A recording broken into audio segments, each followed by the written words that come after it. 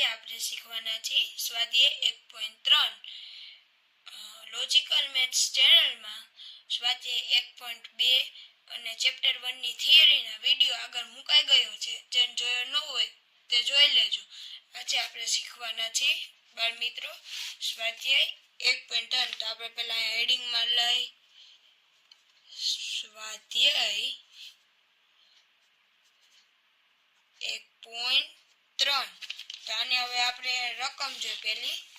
પહેલી છે 36/100. તો પહેલા આપણે જોવાનું દાખલામાં આપણને શું કહેવા માંગે છે. તો નીચેની સંખ્યાઓને દશાંશ સ્વરૂપમાં લખો અને તેના કેવા પ્રકારની દશાંશ અભિવ્યક્તિ છે તે જણાવો. તો કે આ દશાંશમાં લખવાનું છે ને અભિવ્યક્તિ કઈ છે તો એ આપણે જણાવવાની છે. તો આપણે કરશી દાખલા નંબર 1. એમાં આપણે જોઈશું આઈ. એમાં પહેલી રકમ જો 36/100. તો આપણે 7માં 8માં 8માં આપણે ભણી ગયા કે એક મીંડું હોય તો એક પોઈન્ટ પછી બે મીંડા હોય તો બે પોઈન્ટ પછી બે સંખ્યા પછી પોઈન્ટ આવે. તો 36 છે તો આ પોઈન્ટ પછી આપણે બે મીંડા હોવા જોઈએ. સોરી બે મીંડા નહીં પણ બે સંખ્યા હોવી જોઈએ. તો આપણે લઈશું 0.36. તો કે આ સંખ્યા પૂરી થઈ જાય નથી આગળ વધતી નથી. આપણે આને લખીશું નીચે આપણે શું લખવાનું બાળ મિત્રો?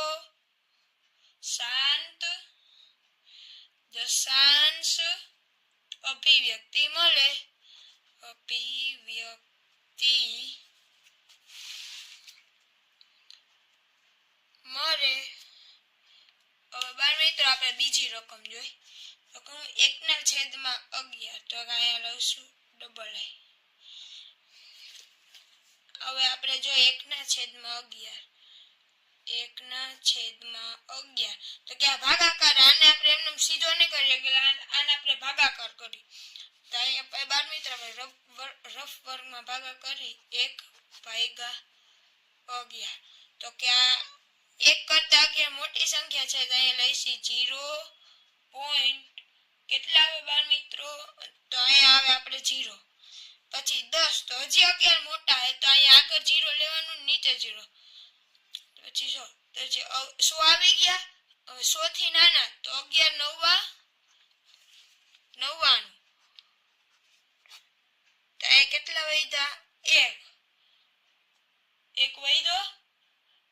હવે આપણે પાછા આપણે બે મીંડા ઉતારીશું કારણ કે પહેલા બે મીંડા લીધા ને અહીંયા હજી એક મીંડું મૂકવું. 100 99. અચ્છા પાછા બે મીંડા ઉતાર્યા પાછા. પછી અહીંયા આપણે એક મીંડું પછી 100 99 1. તો આપણે છે ને 0 9 0 9 0 9 એવી રીતે અનંત સુધી હાલતું જ રહેશે. તો આપણે બે સંખ્યા બે વાળી લખવા 0.09 09 બે વાર લખી દે એટલે એ હાલે. પછી તમે આપણે 4 વાર 5 વાર આપણી 09 09 એવી લખીએ. તો અહીંયા આપણે લખવાનું અનંત આવૃત દશાંશ અભિવ્યક્તિ મળે. તો આપણે પહેલો દાખલો જોયો તો તેમાં શાંત થઈ જાય કે હવે આનથી આગળ જાય ને શાંત થઈ જાય લો સંખ્યાનો ને આમાં તો આપણે અસંખ્ય મળે. જો બાળ મિત્રો આવો આપણો દાખલો હોય ને તેમાં પાછળ 3 થી 4 ડોટ ડોટ એટલે ખબર પડે કે આ સંખ્યા અનંત છે. તો આપણે કરવાનું નહીં ભૂલવાનું.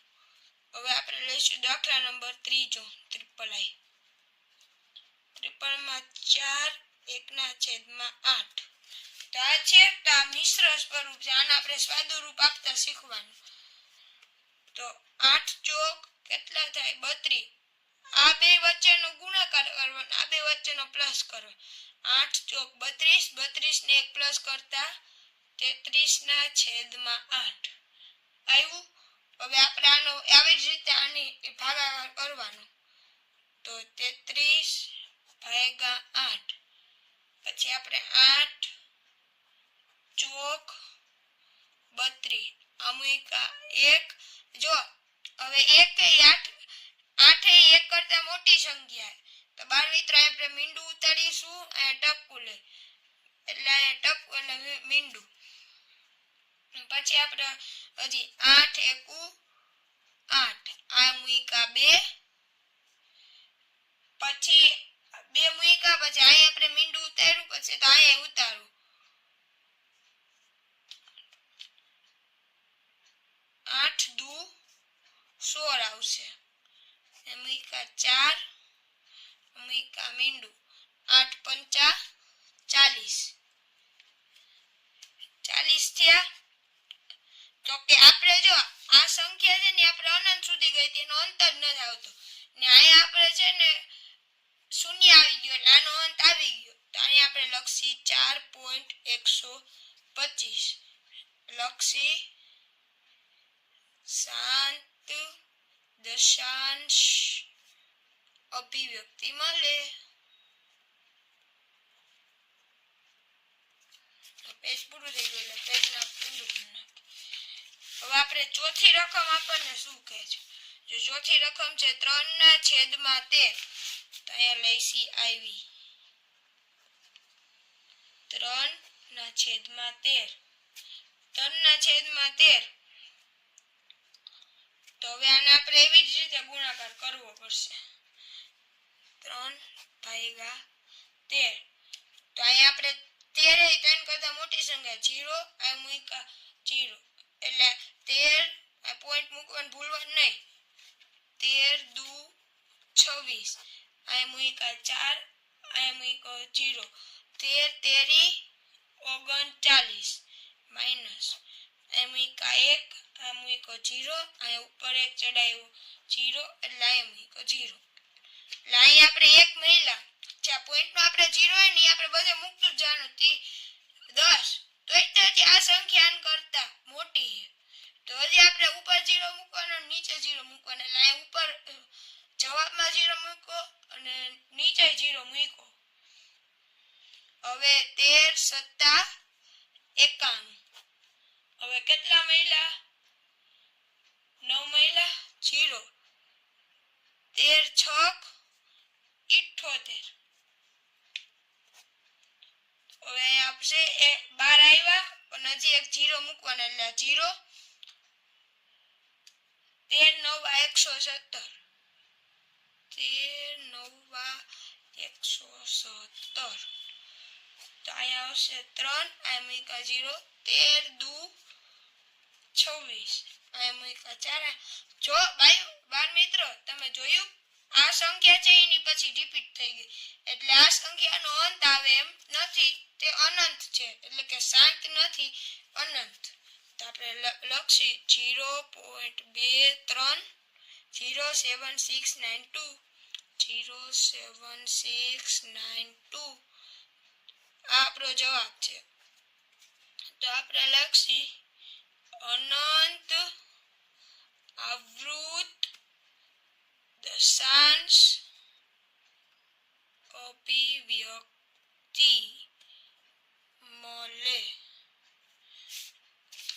આપણે 12 મિત્રો ક્વેશ્ચન નંબર 5 કરશું એમાં 5 એટલે 2/11 તો આને આપણે ગુણાકાર જ કરવાનો જોવાથી તમને દાખલા અઘરા લાગે પણ તમે ગણો ને ત્યારે સહેલા લાગે 11 2/11 તો આ મૂકા પોઈન્ટ એમ કે 0 પોઈન્ટ મૂકો તેથી અહીંયા પણ 0 આવે પછી 11 × 11 ભાગ આલે અહીંયા મૂકા 9 અહીંયા ઉપર 0 પોઈન્ટ આવી જાય એટલે આપણે નીચે ગમે સંખ્યામાં 0 લગાડી દે 9 મહિલા તો 9 ની આગળ પોઈન્ટ આવ્યો ને એટલે આપણે 0 લગાડી દેવાનો હવે 11 × 8 = 88 આ મહિલા 2 અહીંયા પોઈન્ટ લીધો તો અહીં 0 લગાડ જો બાર મિત્ર પોઈન્ટ લઈને આગળ 0 મૂકીને પછી પોઈન્ટ લઈને તોય તમે આગળ 0 મૂકી શકો બાકી તમે જવાબ ખોટો કરશો 20 મહિલા હવે 11 એકુ 11 મૂકા 9 રિપીટ થઈ સંખ્યા 0 પોઈન્ટ તો અહીંયા આપણે અનંતની નિશાની કરશું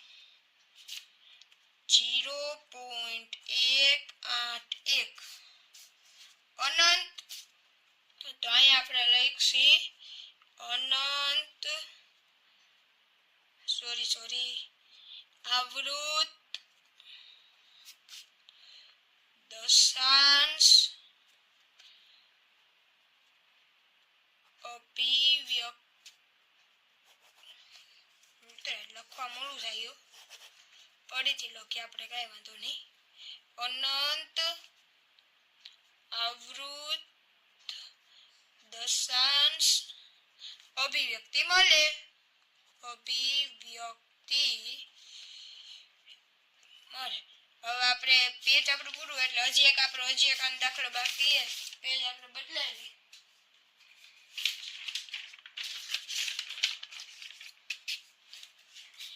હવે અહીંયા આપણે લખી વી આઈ 329 ના છેદમાં,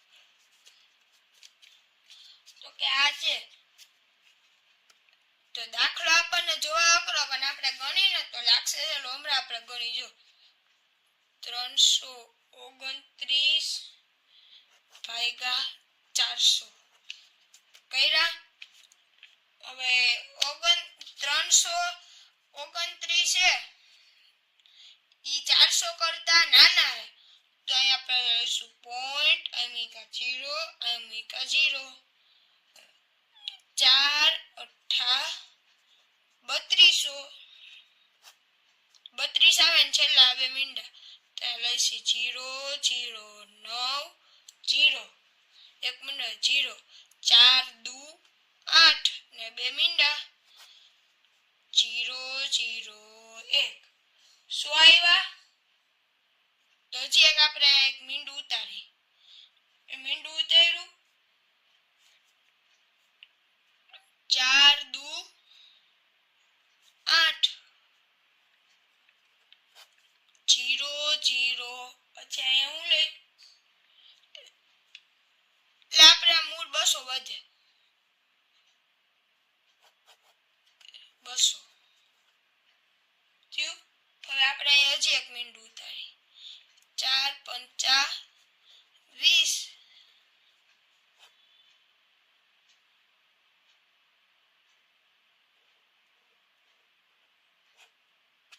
મળી ગયું એટલે બરાબર 0.822 તો કે આ અનંત આપણને મળી ને અહીંથી આપણે સ્ટોપ થઈ ગયું. તો આપણે આમાં લખી શાંત દશાંશ અભિવ્યક્તિ મળે છે. આ થઈ ગયું. હવે આપણે લખી ક્વેશ્ચન નંબર બીજો. ક્વેશ્ચન નંબર બીજાને આપણે રકમ વાંચી. તમે જાણો છો કે 1/7 બરાબર 0.142857 છે. શું તમે ખરેખર ભાગાકારની લાંબી પ્રક્રિયા કર્યા વગર 2/7, 3/7, 4/7, 5/7, 6/7, 6/7 અભિવ્યક્તિ શું મળે તેનું અનુમાન કરી શકો છો? જો આ તો કેવી રીતે? તો આપણે હજી આ સંખ્યા છે ને એને છે ને 2/7, 3, 4, 5 ને 6 આટલી સંખ્યા આપણે છે ને ગુણવાની છે. તો આપણે લખી, આપણે અહીંથી આડો આમ લીટો મારી દે જ્યાં લખી ક્વેશ્ચન નંબર બીજો લખી પેલો 2/7. તો આપણે લખી 14, 28, 57 ગુણ્યા 2/7